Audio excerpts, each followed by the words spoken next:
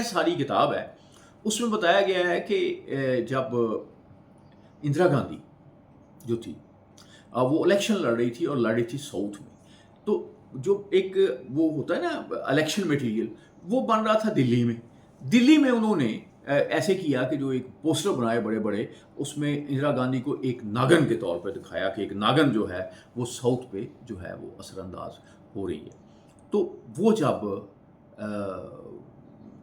वो पोस्टर जो हैं वो साउथ में लगाए गए, तो वो उनका ये इम्पैक्ट बहुत ज़बरदस्त इंदिरा गांधी के हक में इम्पैक्ट हुआ। लोगों ने कहा कि क्योंकि साउथ में जो नाग है उसकी पूजा की जाती है। बाकायदा मंदिर हैं, बाकायदा बहुत एक ट्राइब्स हैं। उन्होंने कहा वाह, वाह, वाह, वाह! ये तो देवी आ गई है।